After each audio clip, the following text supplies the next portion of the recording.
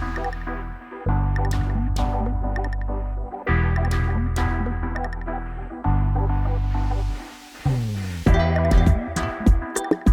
everyone, right, it's Thursday and we're back with Scott and David.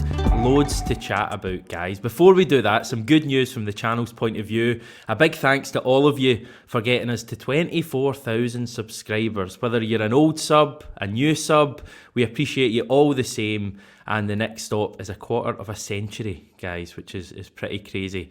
Riley McGree then's the obvious place to start, having an Aussie on that has played for Celtic and Middlesbrough. You're kind of the perfect guest here, Scott. It seems like Riley McGree is going to join Middlesbrough instead of Celtic. That's the state of play at the time of recording. What would you make of that decision? Obviously, we don't know the ins and outs. Yeah, money talks. That's all it has to be down to in terms of transfer fee and probably salary for Riley as well. In terms of where Middlesbrough are willing to go and Celtic probably not.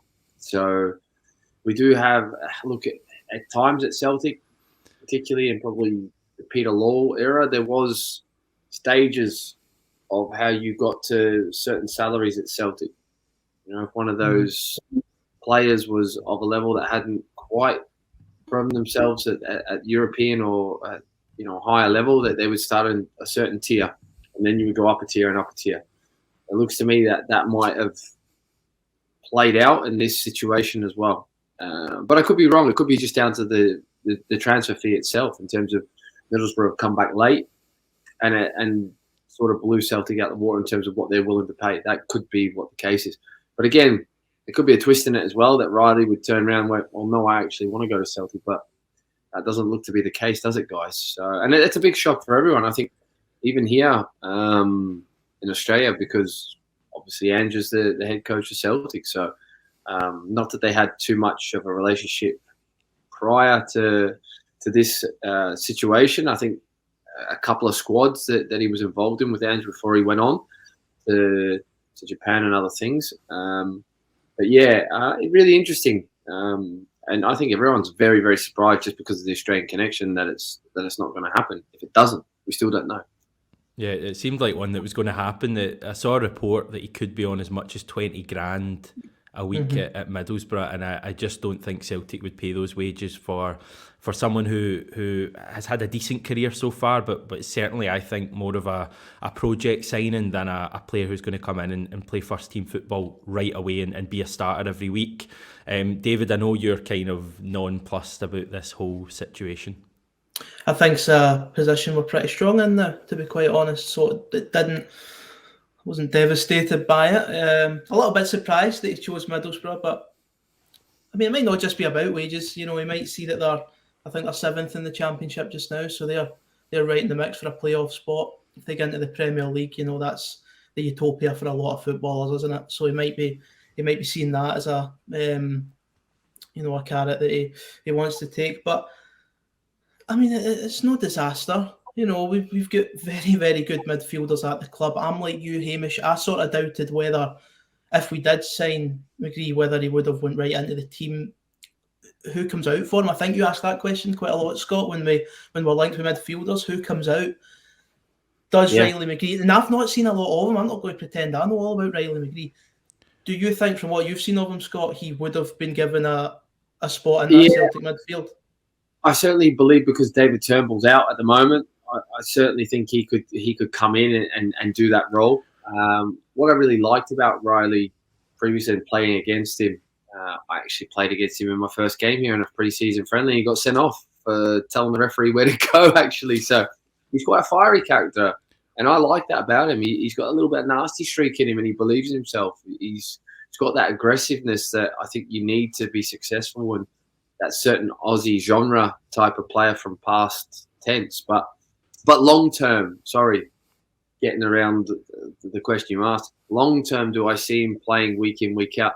It'd be a tough ask. He'd have to keep performing, because like Sir Tommy Rogic and David Turnbull that comes back, Callum McGregor, and then we've got the Japanese as well that can play in there. Is it Hatate? Yep. Hatate. Hatate. that's the one that plays in there. So, there is options there. And I think, like you just touched on it, Dave, you don't really know a great deal about Wright. I think it's more an ego thing for the fans and for the club that trumped by Middlesbrough, so to speak, that aren't in the Premiership. And that's hurtful for a lot of fans because they think, well, he's an Australian, he should just come to Celtic. But as we know, these deals are a little bit more complicated than that. So it's just one of those things.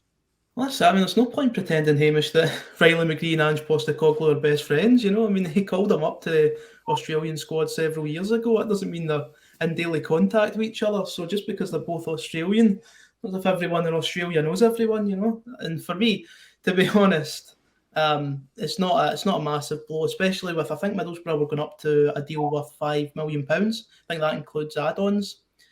We spoke last week about whether we could justify £3 million for Martin Boyle. I couldn't see us splashing £5 million on another midfielder, guys, to be honest. We kind of had a clear idea about what we wanted to do in January, and that was mainly focused around the targets I kind of identified fairly on, which, are obviously the three lads we've got in. We've had some interest in others, but to be fair, a lot of it's quite crazy, to be honest, that you can pretty much throw up any name now and pretty much lie, I've got to say. And no one says anything. So I can tell you there is no other offers out there. We haven't spoken to anyone else. Riley McGree was somebody we had an interest in because of my association with him. And obviously I know the player very well, but, he's, after initial discussions, he's decided to look elsewhere, which is fine. But we have not spoken to one other player apart from the ones we've brought in, including Johnny Kenny. So all those other names are fictitious, and like I said, I get it. There's a bit of value in associating our name with a player, but that value is with the agent probably, and with the player, not with us. Sorry, Ange, can I just confirm that maybe my audio broke up a wee bit? Can I just confirm you don't expect any other incomings this month, and you're happy with the squad as is? Yeah. I mean, unless something sort of extraordinary comes along. Or something happens within the existing squad that means we need to move. But as we speak right now, there is no other offers or people I've spoken to. So if the 20 names that come out tomorrow are all lies or fabrications or people bored at home just Googling names and throwing them up there, or agents trying to get a little bit more value for their clients. So I can't be any clearer than that. The one thing I won't do is lie. So there's no one else we're talking to. There's no other offers. There's no one else I'm showing interest in as we sit here today. If that changes, I'll let you know. I mean, I'm reluctant to spend too much time on a player who's not going to be coming to Celtic. I think we could probably spend our time chatting about Celtic players.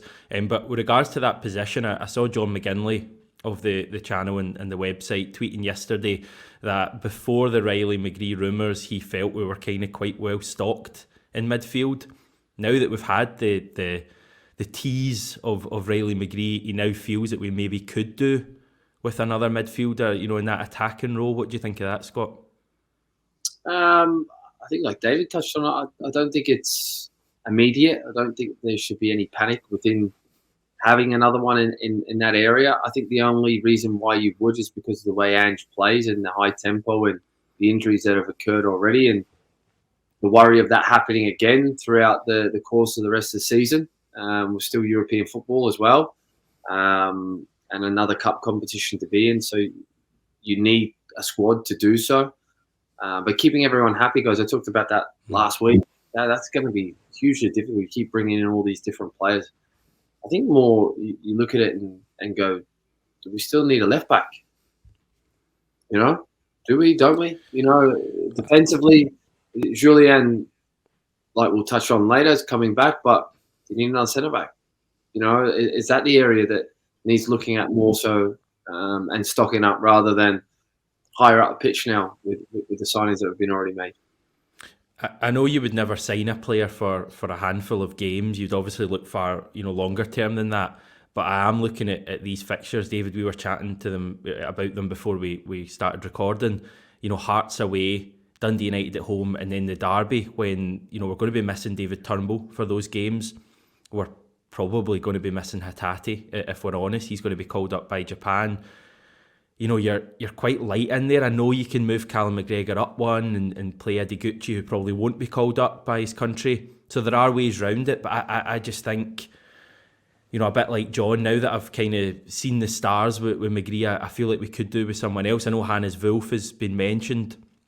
I think a versatile player who can play kind of maybe on the left and also on the left-hand side of that midfield three is what we need, David. Yeah, I mean, problem is you're talking about those games there. That's a 3-game period. Are we signing a player for a few £1 million on the basis of? Well, if they're going to be the difference between winning the league and winning £40 million, you would surely rather be well stocked for those games. I don't think Celtic will do that on the basis of missing a couple of players for 3 games. I think Ange will have to try and find the solutions within his squad. Don't ask me what that is. I'm not the manager, but he has a squad now at his disposal that should be able to combat a couple of injuries, in my opinion anyway. I think we've got the quality to go to Tynecastle without the players you've mentioned and win the game. You know, whether that's as McGregor playing higher up, which he's done plenty of times in the past, or whatever. I think we've got the quality in the squad. For me, the areas, I still think we need we could ideally do with a better class of left back. With all due respect to the guys there, there's just not one of them that I think to myself, he's the standout performer in this position. I don't think anyone's really nailed it down this season. I think it's been a little bit of an area of weakness. Not to say I'm not impressed with like Liam Scales and I don't mind Greg Taylor, but I do think we just need an upgrade in that area if we're looking anywhere. I agree with Scott. I think you're looking more in the defensive areas now. In regards to that left wing position, I don't know. Maybe I've got a soft spot for him, but I don't want to see Mikey Johnson just disappear. You know, I quite like him as backup. I think he's got it in his locker to be a really talented player. And you've got Jota there just now, and I think Mason Maeda can play in the left as well. I think he is mainly a left winger, eh? Yeah, so I don't think that's really a massive position of necessity either, to be honest, guys. I should say, by the way, people are probably screaming at their phones or laptops that I didn't mention Tom Rogic, who's obviously going to be missing for the derby in Tynecastle as well. So we are, you know, really short when you think Turnbull, Rogic and Hatate are probably all going to be missing. But we can probably cross that bridge when we come to it. Scott, are there any other Aussies that you would think would make good signings for Celtic? Any players playing in the A-League that would make a good signing? I know I've sprung this question on you. Yeah, look, I'll be honest with you. Nathaniel Atkinson's a very good signing for Hearts. He would have been one that I would have said is well worth a take, for Celtic as well. I think he can go to other levels. I think he showed that in the last year how much he's matured for Melbourne City, and very versatile, can play on as a right back as well as a left back, a little bit like Juranovic, you know. Apart from that, guys, in terms of the quality that's within the A-League right now to come in and actually make the difference at Celtic, I don't think at this point in time there's anyone within the A-League that would sort of set it alight.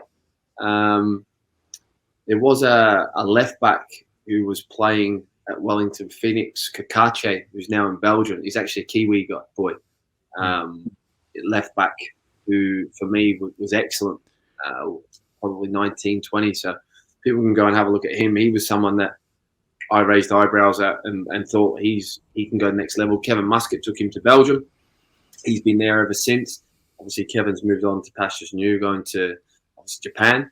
But he was certainly one that I looked at that would have suited particularly a style that Celtic play in that attacking sense.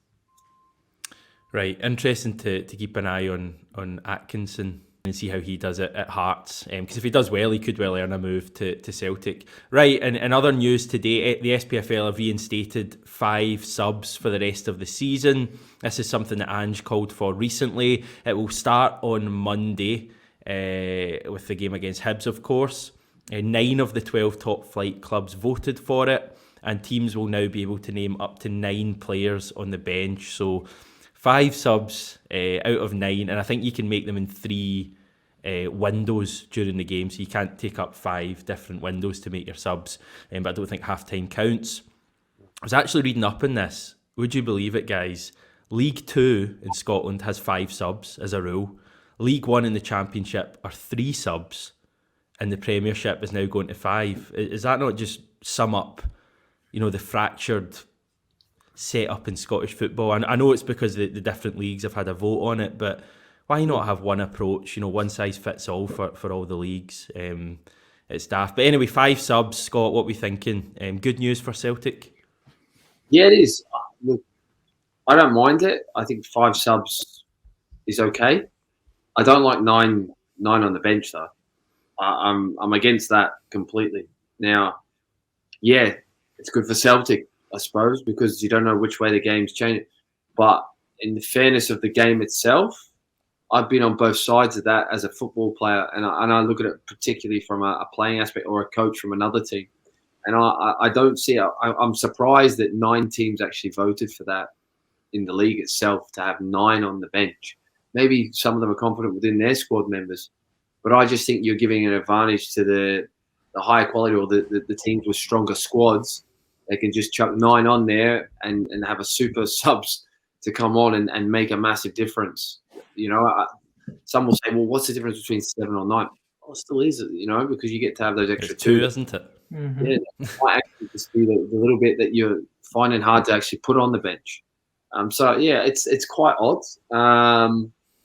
But again, we'll wait and see how it works out. I suppose there's always something going on, isn't there? And ever changing within the game of football. God, I wonder what FIFA's got in store for us next. But that's for another podcast or whatever we do, guys. I think. Geez. Strange timing for me, to be honest. I mean, I don't understand it mid-season. I don't know what the immediate rush is to get it in now. If Ange Postecoglou wants it as a Celtic manager, then I want it, of course. But I just why not at the start of the season? And I'm not too sure what the reasoning is for it. Because when it was initially brought in last year, was it not because players had gone something like so long without games, they thought it would benefit their welfare, be able to rest more players or something? Yeah. So they only had 2 weeks of pre-season or whatever to then go right. back in the game. So that was why, in case injury and everything else, to so I'm not sure then what the rush is to get it back in just now, just after the winter break. But that's what it is. I'm sure Postecoglou will be quite happy with it. The move will support player welfare and assist with the congested fixture schedule, given the possibility of postponements due to weather conditions or COVID-19. Kind of not much clearer. I think it's all down to our friend COVID. I think that's well, there goes your squad management issues, because everybody's going to get a game now, aren't they? With 5 subs. Oh well, I don't know. It depends. I mean, as a head coach or a manager, you don't really want to make too many changes within a game anyhow. You only want to do it if you're not winning the game. That's when it becomes advantageous to you. The thing is, though, if Ange wants to bring it in, surely he must he must be thinking that he would utilise it quite often. Maybe. Look, it just gives you that firepower, that artillery that you can have off the bench. Like I said, if you're chasing a game, you need a goal. It can really, really change it up for you. Or if you're a team that's struggling while you win 1-0, can you go and make changes, freshen it up to hold out, stuff like that. But I think it's more advantageous on the flip of that. Just going to say, Scott, must be quite mentally draining for maybe smaller clubs who, instead of seeing, one talented Celtic player come off the bench, they might suddenly look over and see 3, for example, coming on at one time. Don't know what that could do for your mental fatigue in a game. Well, that's my point, though. 9 of them agreed to it, so they're obviously not thinking of that. I suppose on the flip side, though, the positive for majority of the other clubs anyhow, and maybe for Celtic as well, that there will be younger players actually getting that opportunity to have the experience of being on a bench within a first-team environment on Saturday-esque, 3:00 football. So I think from that perspective, it's probably not a bad thing. I mean, talk about rules that were in place prior, I don't think it is anymore, but when you had to have a certain amount of under 23s players on your bench as well. Gordon Strachan hated that, didn't he? Yeah, he did because he felt that they hadn't proved themselves worthy of actually putting a Celtic jersey on at that point, or sitting on the bench for the first team. So you were forced in that situation. Very old school from my old gaffer, but I can see his point also. Yeah. So bench on Monday night will have 9 people on it, with the Celtic one will. Will Jota be one of those players, or will he perhaps be on the pitch on Monday night? Celtic posted an update earlier today saying that he has returned back to training. He hasn't played since the Hearts game on December the 2nd. And David, it's fair to say it's been a long 6 weeks without him. Yeah, he's a talented player, isn't he? I mean, I would hope he's returned to training. You know, we've got a game on Monday, so I don't feel that's too unsurprising, or too surprising. But I'm not sure if he'd actually be fit for it. I'm trying to remember the last update on Jota was not a case. I think the last update takes... was like the Rangers game that was meant to be in the 2nd of January, and it was that he was ruled out of that. Yeah, so, I mean, we just don't know. So how it's an extra 15 going. days just to see whether he's fit. I kind of feel like he might not start the game on Monday night, but I suppose we've got options there now that Maida can start on the left, or we can play Mikey Johnson there if we have to. He's going to be a huge player returning though, Scott, isn't he? I mean, there's an argument that he's been possibly our best player so far this season, the way he's played.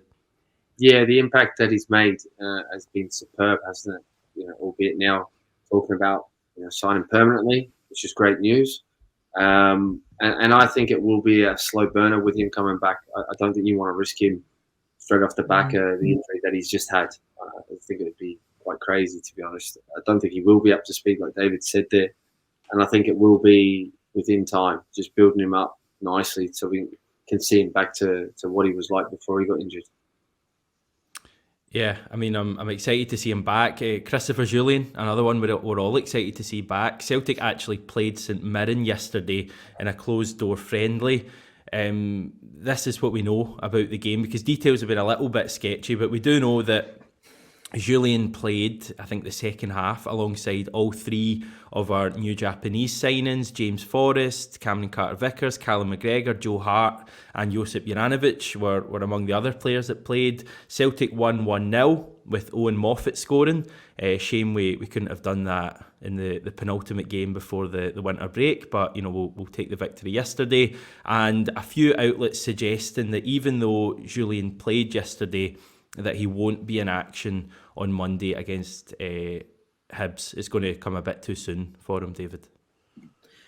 Yeah, again, talking about long-term injuries, December 2020 is the last time we saw Julian, so totally understandable to make sure everything's just right before he comes back, not just for our own title charge, for the player's career, to be quite honest with you.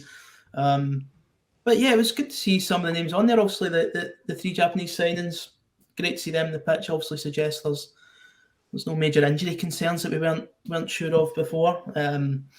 Hopefully they're able to just come right in. I'm sure, Scott, you'll be able to tell us the difference in intensity between a bounce game, even if it's against a different club, and competitive action. But yeah, it was a promising news coming out of Lennoxtown, I think, and it just gets you more excited to see these players in action again on Monday night. Yeah, absolutely. Look, James Forrest coming back as well. Forrest, exactly. Like another one that we weren't sure how long he was going to be out for. So the fact that he's now back fit as well, you talk about playing on the left or playing on the right, it just gives you another option, doesn't it? And, in those forward areas with players missing, particularly, he can get fit. And yeah, it's just been one bad injury after another for him. So hopefully he can stay injury free now. I think I've said that already this season. Hopefully he can now and just keep building. Yeah, you touch on those bounce games. Look, I think it was more probably for the Japanese players this game than anyone else. I think it's great to see Julian back, like Forrest getting minutes, but it's to give them a taste of the environment and what it's going to be like, in Scottish football, and just get them to know their teammates a little bit better and just play within the environment and play under Ange, because 2 of them haven't done so before in terms of the identity and what he wants. So it gives them a good chance for. There's nothing better. I say that to even young players. There's nothing better than actually getting out and actually playing games of football. You learn a lot more of your teammates and what's expected of you in terms of the shape and the build-up within those games, rather than in training all the time. How many of these new Japanese signings do you think we're going to see on Monday night, guys? If any? I think Who knows is the real answer, because I think 2. certainly Ange. What's the latest on Kyogo? Will he be fit now? Well, the it's not the latest, but the most recent thing I heard was Boxing Day, and Ange really was playing down the injury. He said it wasn't a big deal at all, and I think everyone was just assuming Kyogo would be back, no bother for Hibs, but I don't think he's back in training, is he?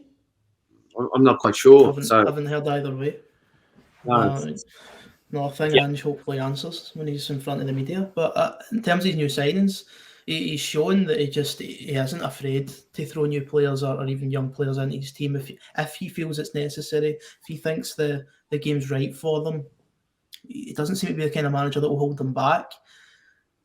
You know, I think I've got a funny feeling, just, you know, nothing more than, you know, just what I think. Maybe Maeda will start, or is it Maeda or Maeda? How do you pronounce that? Any of you guys got a definitive Maeda, I'm told. Maeda, right? Aye. I think he might get the shout, and maybe Hatat as well in that attacking midfield role. I think he's probably the one I'd be most confident about, given that Turnbull's missing. You would think it would be McGregor, Hatate, Rogic. Yeah, maybe. I mean, Ange loves to put excitement into his team, doesn't he? So I could see him springing a surprise or two with it, and I'd love to see it. I think it would just raise excitement levels going into the game for the supporters. It'll be packed as well, so if the fans hear that, you know, 1 or 2 of these new boys are starting, I think the noise levels will be insane pre-match. I think if Kyogo doesn't play or isn't fit, then I wouldn't be surprised to see Maeda play through the middle. To be perfectly honest, I think that's where he would play. Giacomakis back as well, isn't he? Yeah, that's what I was going to say. Even if we're short, say Jota's not playing, even if we're short in the left, do you think Maeda up top and maybe Johnson rather than Giacomakis? Yes, absolutely. I tend to agree. I think Ange really just likes that pace. He needs that pace in games, and I don't know where that leaves Giacomakis, you know, overall, because I don't think he has that pace. I know we can play different ways, but you know, I tend to agree that's the way he would go. I don't think Ideguchi will start that game, just because McGregor's obviously the captain and you know, probably our most undroppable player. But he could move McGregor up one, maybe. I don't know. Do you think we're going to see a kind of swashbuckling Celtic back to their best in this game, Scott, or is it going to take, you know, a little bit of time with all these new signings to get them, you know, fully up to speed? It's very difficult to say, to be honest, Hamish. You hope that they get off to a good start and get a goal early. That can make all the difference when you're coming back from this type of layoff. But I'd take an enlightened performance in terms of some positives from it, from the new signings, and they have a decent output and an influence on the game, and Celtic get over the line. I think that's all that really matters. I think we talked about that before the break, that it was getting to the point where it was the grinding time, just with so many games that were getting played. Probably going to go through a little period of that again, straight off the bat. So I think it's all about the results now. If the if the performances come along with that, amazing. You know, that's an ultra positive and puts Celtic in an amazing position for the run-in. But yeah, it's just 3 points, please. 100%. I mean, it's great, this idea that we're off for 3 weeks and we're going to come back and, you know, batter the opposition and win 4-5-0. We're up against Hibs, by the way. You know, who are so rejuvenated under Sean Maloney by the looks of things. They look like they've recruited smartly as well over January. That's going a wee bit under the radar. I think they brought in 3 or 4 new players. They've certainly covered the Porteous injury, the Porteous suspension. For me, I'm absolutely with Scott. Just a confident performance. I wouldn't like a game where we're hanging on and just get the 3 points. I would like to see a bit more of a confident display. We have the players who have the ability to do that, but I wouldn't be putting expectations on 4-5-0 or anything like that. If that happens, fantastic, but don't think that's the expectation. I remember when Brendan Rodgers was in charge and some of those title wins, maybe excluding the first one, you know, a lot of the performances in the second half of the season weren't great, but every week they were getting results. You know, it could be 1-0, 2-0, 2-1. They just kept grinding it out.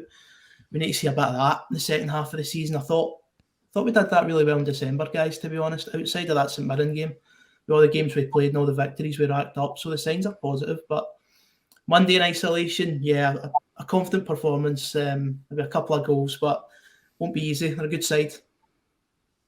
There you go, 67 hail, lowering expectations for Monday night. We've done our job there. We'll leave it there, guys. Thanks again for joining me and chatting about all the things going on at Celtic. Thanks everyone for tuning into this video, and we're back tomorrow.